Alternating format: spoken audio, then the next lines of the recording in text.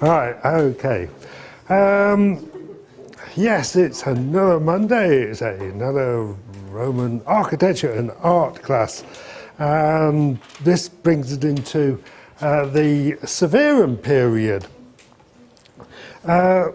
Commodus, remember, a great hero to some people, while he's busy being gladiator in Rome, was completely unaware that the Roman Empire was slowly drifting into a period of great uncertainty, depression and so forth. Part of the problem was that Commodus knew that people hated him. And if you know people hate you, you get kind of paranoid. And he slipped into, and you can see parallels to a certain extent with Syria, modern Syria here. He began to rely very much on his secret police and his spies to find out what people were thinking. So people in Rome and other urban centres basically also began to get very paranoid as well. We know that Commodus bankrupted the imperial treasury.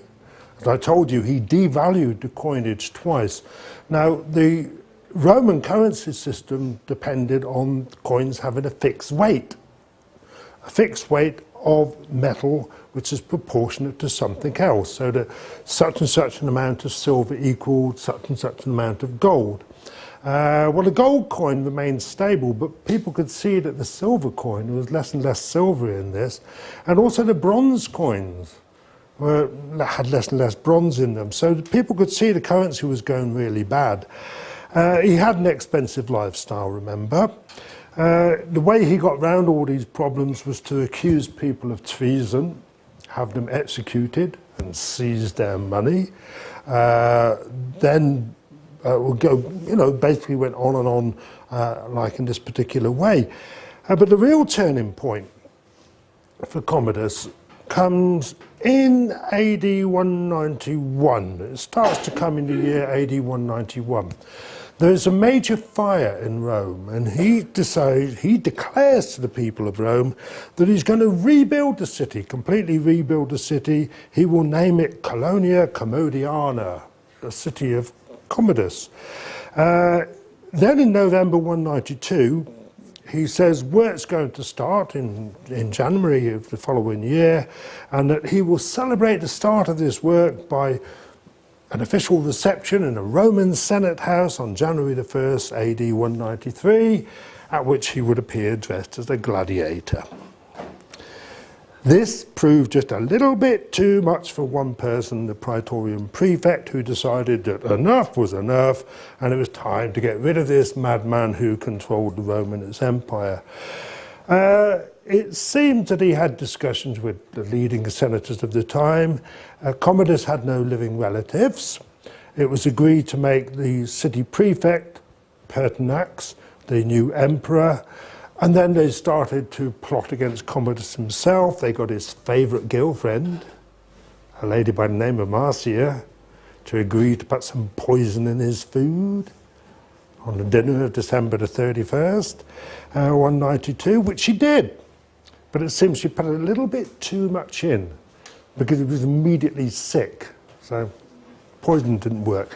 But they had a backup plan. A guy called Narcissus. You know the story of Narcissus, don't you? Who, loves his... Well, this Narcissus was not like that. This Narcissus was a professional wrestler who practiced wrestling with Commodus. And the backup plan was for Narcissus to wait for Commodus to go to bed and go into his bedroom and strangle him, which he did. Bye-bye, Commodus.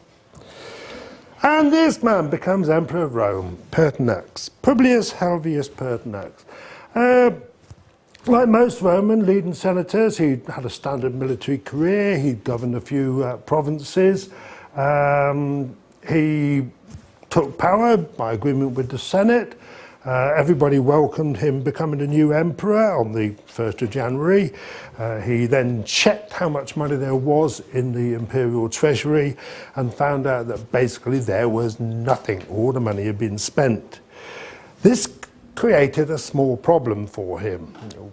The tradition was, when a new emperor came into power, the Praetorian Guard would be given a large sum of money. So he says, well, I ain't got any money, mates. You'll just have to wait. And the Praetorian Guard are not very happy about this. 86 days later, he's dead. The Praetorian Guard then says, right, who wants to buy Rome? Who wants to buy the Roman Empire? We're having an auction at the Praetorian camp in the north of Rome. How much will you bid me for the Roman Empire? This senator makes the final offer, Didius Julianus, and becomes emperor in March, I think it was, of 192. And the Praetorian Guard say, great, make yourself at home, sort out the treasury, where's the money? Haven't got it. Oh, 64 days later, he's dead as well. Now, while all this is going on, of course, I mean, word's beginning to spread throughout the Roman Empire, and already before Pertinax has taken power, we find these three men being declared as the new emperor by their individual armies. Pescennius Niger over here, who's the governor of Syria. Syria's got 4 legions normally. Claudius Albinus, who's the governor of Britannia, which at this time probably only had 3 legions, and Septimius Severus over there, who's the governor of Upper Pannonia, probably with 3 legions, but he can rely on other legions in that area as well. So all these 3 men are declared emperor by their respective armies. They've each got an army of legions of roughly equal size, but Upper Pannonia is approximately modern Hungary, the lower part of Hungary, going into Austria. So that's the closest to Rome. And obviously Septimius Severus gets to Rome pretty quickly, the summer of 193. He takes command of the city, and the Senate declares him the new emperor.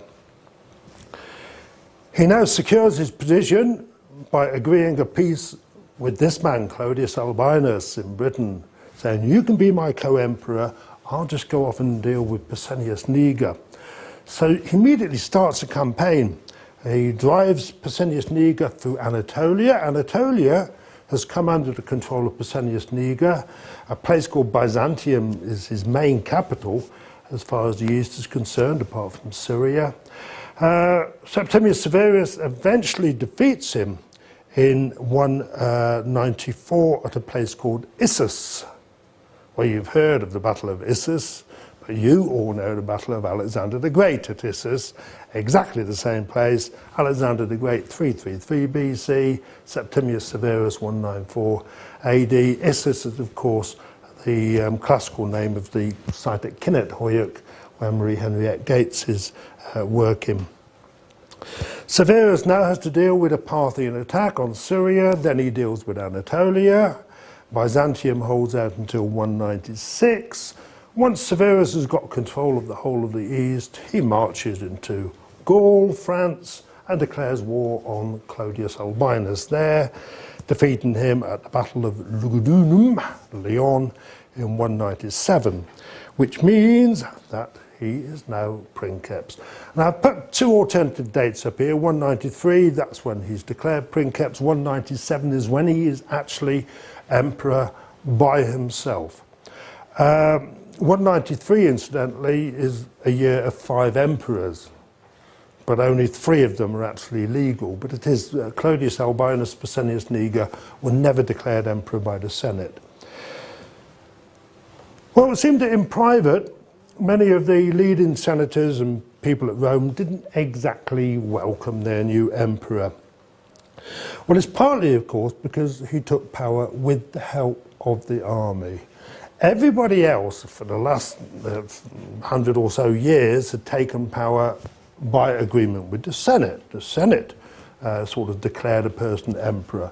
Galba, for example, when Nero has the title of princeps removed from him, the Senate declares Galba to be the emperor. So the Senate should technically make the decision here, but Severus forces the Senate to make him princeps in 193. Added to this, he was a pretty nasty person in the sense that as soon as he got into Rome, he systematically went through getting rid of all of his enemies. He starts off with the people who support Pescennius Niger, then he gets rid of all the people who supported Clodius Albinus. It's said in his defence just to prevent them plotting against him, but don't forget, there's no money in the imperial treasury. So this is a way of getting money. There's also a point that most of the silver used for Roman coinage came from Spain. And the evidence is that the Spanish silver mines were beginning to run out of the metal at this point. So he had to get money from somewhere. The main reason that people probably didn't like him was because he was a homo novus, a new man. He was African by descent. He was born at Lepsus Magna, which is now in modern Libya. His family had been Roman citizens for well over 100 years, but they made no secret of their African origin. Trajan was Spanish in origin, so was Hadrian Spanish in origin. It was said of Hadrian they could speak Greek better than Latin, but in the case of Septimius Severus, we know that like every young man of his social class, he learnt Latin and Greek, but he also learnt Punic, the language of Carthage. Carthage, of course, had been the great enemy of Republican Rome as well. So, obviously, a little bit of, in a sense, racial tension there. I mean, he doesn't look African at all. He certainly no evidence he was black or anything like that. But one can see amongst the sort of older Republican families in Rome, and there was still quite a lot of old families at Rome, that they couldn't quite agree with this man becoming their emperor. Well, that wasn't enough. His wife, Julia Domna, was Syrian. Again, she belonged to a family which had been Roman citizens since the time possibly of Augustus, certainly from the time of Claudius. Her family were the honorary priest at a place called Emesa in Syria. Homs, modern Homs in Syria. And, you know, she came from a very respectable background, but again, she's not exactly Roman, is she? Well, Julia Domna, we're very fortunate, of course, that there's lots of portraits of her. We get portraits of all these emperors being sent out right from the very start. If we just go back just to look at Septimius Severus, the portraits we have of him match up with what we have on his coinage. He's a very distinguishing looking man, very easily identifiable in his later portraits. His early portraits, you've got those four kind of corkscrew curls at the front there. It may be an attempt to, you know, suggest a kind of relationship to Augustus. His beard comes down in two distinct forks in the early portraits like this one, but in later ones, as we will see, it's got a definite sort of corkscrew type effect. So you can't really confuse him with any of the other bearded emperors that come before him. You will look at these portraits carefully. You'll also notice that by this stage, you know, the idea of highlighting the eyes starts under Hadrian, but it becomes increasingly common, it becomes even more exaggerated as we go along. Well, Julia Domna, as you see her here, I think Ramage and Ramage make a point of referring to her hairstyle, how it's very much like the hairstyle of Faustina Minor, the wife of Marcus Aurelius. You've got this series of sort of horizontal curls going down like that, all tied up in a very elaborate bun at the back. Well, we know that that is a wig. Look at that little curl of hair that's hanging out there. So this particular hairstyle, and you get a general feeling it's rather like a wig, but you can actually see on several portraits of her just a little hint of the real hair there. Again, notice how the eyes, the pupils are highly emphasized. Any emperor's wife sets the fashion. So here we have a dedicated follower of fashion. This is a statue made of Greek marble. It's now in the British Museum. She's wearing a Greek-style dress, so probably comes from the Eastern Empire. But you can see she's got the Julia Domna type wig over her own hair, which is hanging down much longer at the back there, and over her ears. So, you know, I mean, emperors' wives do set this fashion.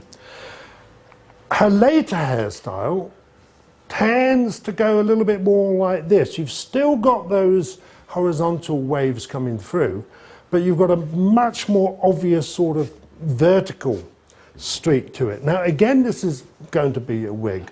I haven't been able to find a portrait of her later portrait showing the hair out there, but there is this portrait of her which was found in Syria, if I remember rightly.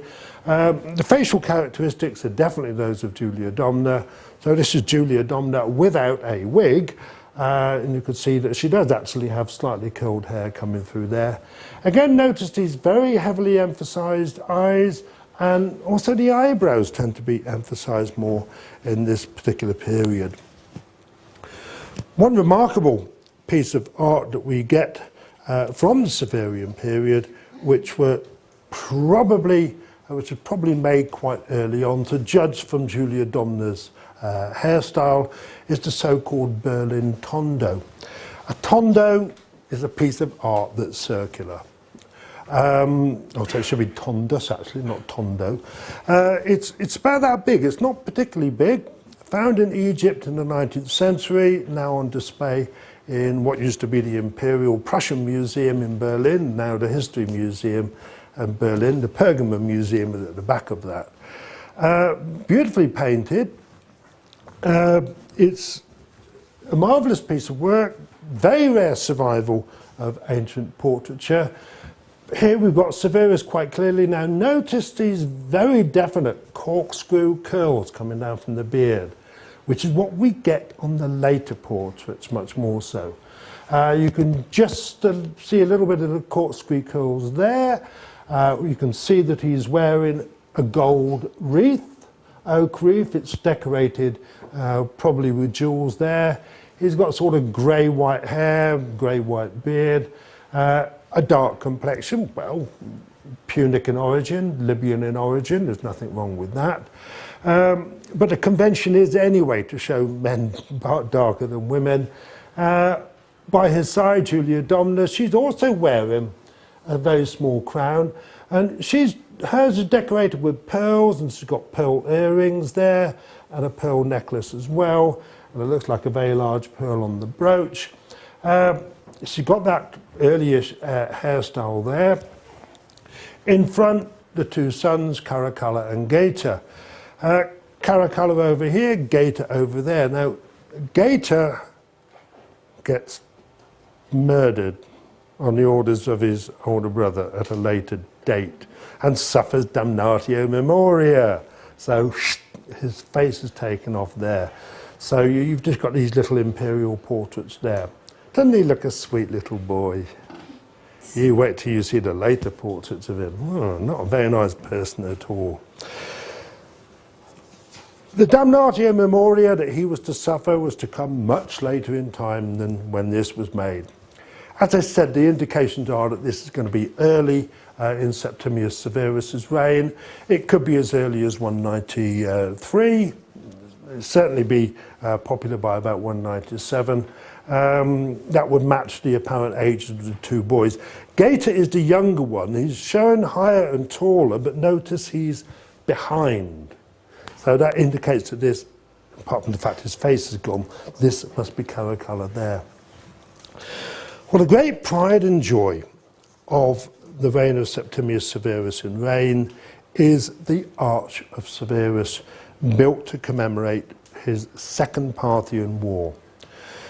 After defeating Pescennius Niger, he then makes a brief attack into Parthian territory, using legions from all over the Roman Empire. We're very fortunate in Ankara that we actually have probably three tombstones of Roman soldiers who died on their way back from that campaign.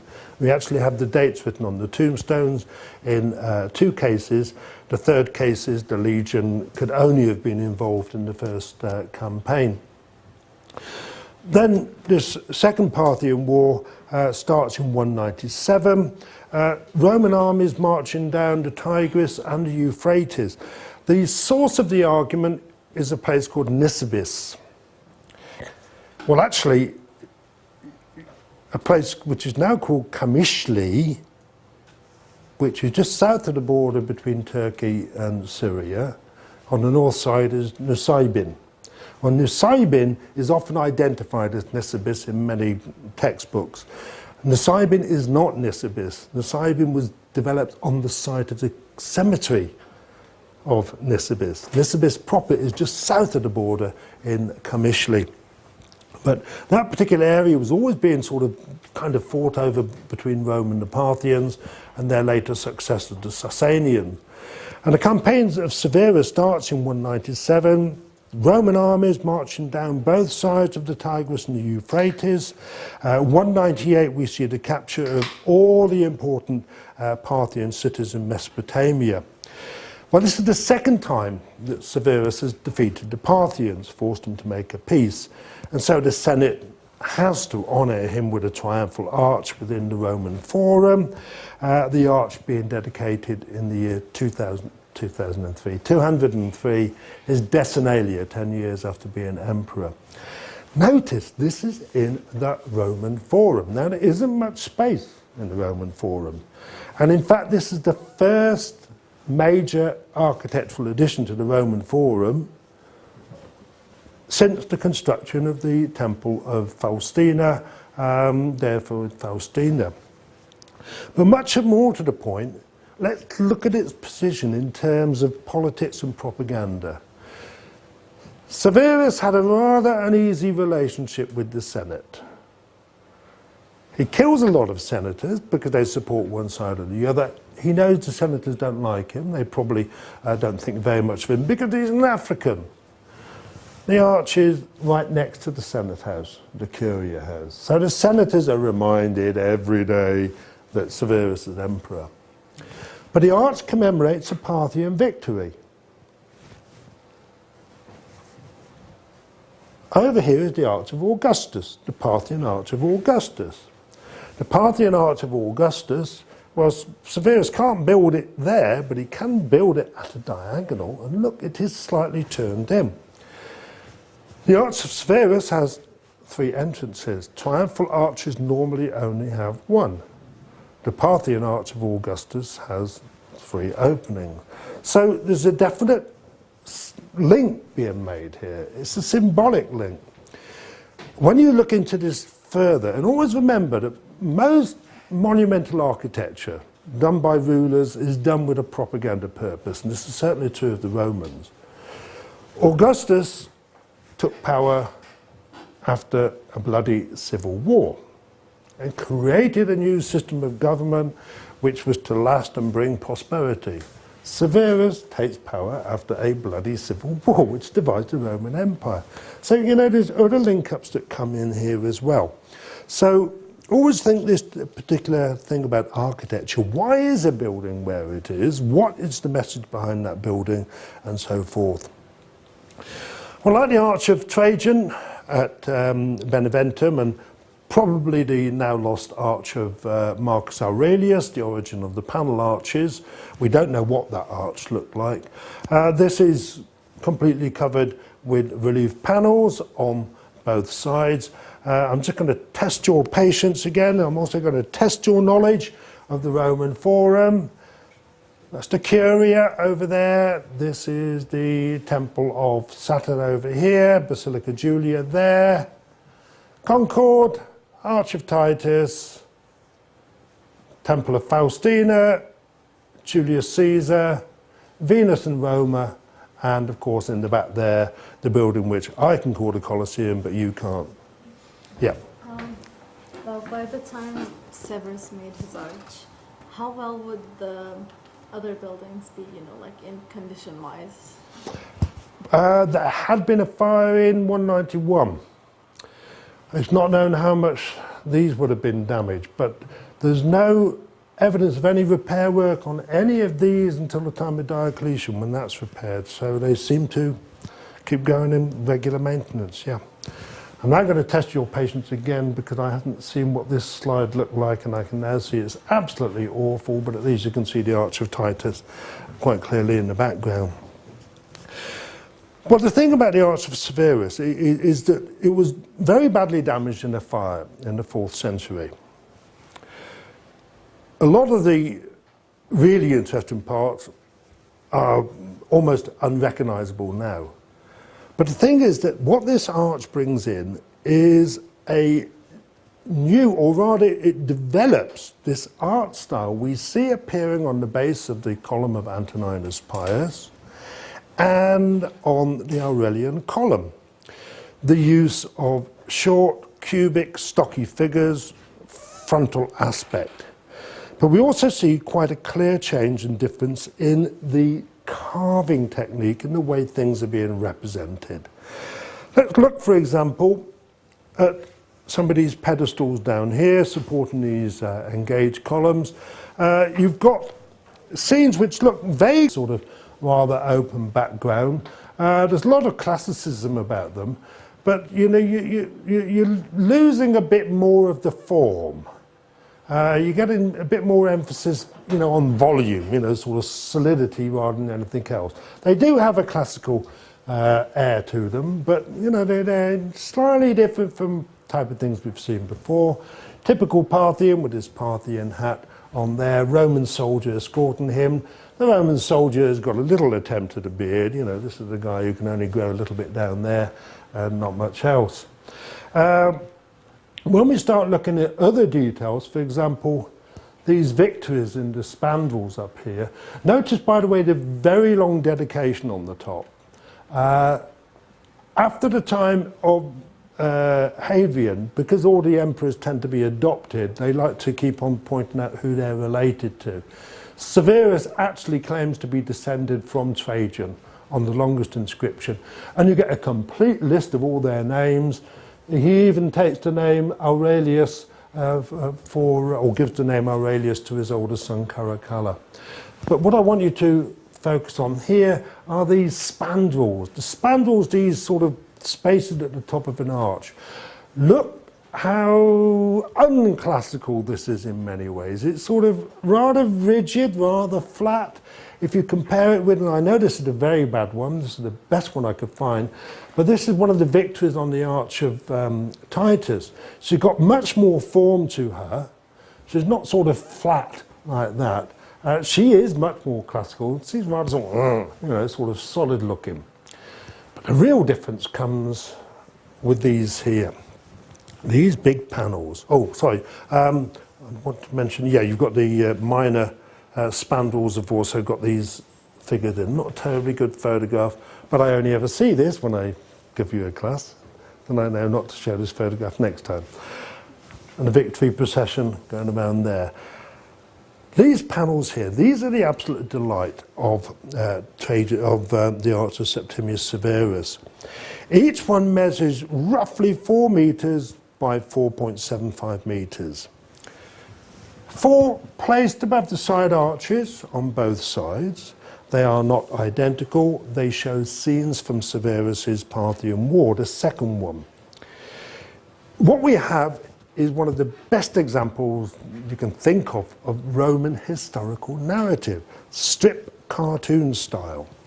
It starts over here, panel 1, panel 2, goes on the other side, panel 3, on the other side of there, panel 4. You can follow them all the way round. The panels themselves are divided into 2 or 3 registers. 3 registers on this side, 2 registers on the other side, and so you can read them from the bottom going up. Well, as you can see, they're terribly badly preserved, and colour photographs don't really bring out the detail as much as black and white, but I didn't have enough time to scan the black and white photographs of this. But basically what we have here is one of these 3 registered panels. We've got the Roman army preparing for war. Now you can already see you've got that rather sort of cubic, stocky appearance of the soldiers here. You can also see their frontal or fully from the back. So you've got the Roman army making its preparations for the war. You've got a major battle scene occupying the central part there. And the top part is the emperor who's over here talking to the soldiers about capturing a city. Again, with this second panel, so this is the next one on the right when you're looking towards the Capitoline Hill, also badly damaged by the fire. again, we have the 3 registers, but this can almost certainly be identified as the attack and the capture of a place called Osfroini. Osfroini is a place that you know much better as Llanllyrfa. So this is the Llanllyrfa. Osfroini, a small kingdom on the borders of the Roman Empire. It's kept its independence. So again, you've got these rather sort of stereotype scenes of the Roman army attacking the capital, making the peace afterwards. Here's the Emperor Septimius Severus, but you can see, even though we're missing his head, we've got this short, stocky, cubic, fully frontal approach, which you begin to see appearing on the base of the column of Antoninus Pius, but which really comes out in the Aurelian column, but which finally becomes the art style in late antiquity. Going round onto the other side, so looking from the Capitoline Hill down towards the Roman Forum now. This is the one on the left-hand side, the Curia Julia just over there. And what we have here is the attack and the capture. I should say there's some argument about the identification of some of these, but this is also almost certainly the attack and the capture of either Ctesiphon or probably more likely to be Seleucia. Just let me check my notes on that. Oh, sorry, yes, this is Seleucia. Seleucia, one of the capitals of the Parthians, which is on the river Tigris. For this one, I did actually have in my list of photos a detailed shot of the actual panel, but much better black and white. Black and white brings out all the detail. So you can see we've got basically 2 registers here. We've got the river Tigris represented down there. We've got Roman soldiers making their attack on the city here, the defenders on the inside. We see Parthian soldiers beginning to realize that they're going to lose the battle, so they escape from the city. And then up here, what we have is the actual surrender of the city. You've got Roman soldiers entering the city there. You've got captured prisoners being taken outside. Notice these guys with these funny hats here. We have those on the, I think it's the Portinaccio sarcophagus as well. There are no actual examples of Roman helmets like this. And then at the top, the scene I really want you to focus on, well, that's recognizably Septimius Severus, fully frontal, but all these figures showing this remarkable sort of stocky nature to them. And then we finish off with this one, the 4th panel, looking down towards the Roman Forum on the right-hand side. And this has the attack on Ctesiphon. Again, 2 registered scene, Romans with their war engines coming in there, going into attack Ctesiphon at that particular point. Well, this kind of narrative relief is, of course, basically the same that we see on Trajan's column, that we see on the Aurelian column. It's good Roman historical narrative relief. Everything is systematic in order. You can work out what's going on. You know how to read all this imagery. Here, it's been put on a different type of monument altogether, an arch, but the concept is the same. But the point I really want to emphasize is how you see this gradual change. You have the base of the column of Antoninus Pius has got this really boring classical apotheosis scene on one side, and then these remarkable decursio scenes on the other sides, the military procession surrounding the funeral ceremony. You've got these guys floating in the air like that, standing on little ledges. You then get a bit of a gap because the column of Antoninus Pius is 161 or thereabouts. You got a bit of a gap until the Aurelian column, which is Commodus, 180, that sort of date, where you go back to these sort of short, squat figures. And then 20 years later, slightly more than 20 years later, you've got this particular thing in. It's coming into what we will see as the art of the late antiquity. And I'm going to stop there. I don't know if I'm over time, under time, make you happy. If you all smile a lot, I know I did it under time. If you all look like that, I know I went over time. Okay.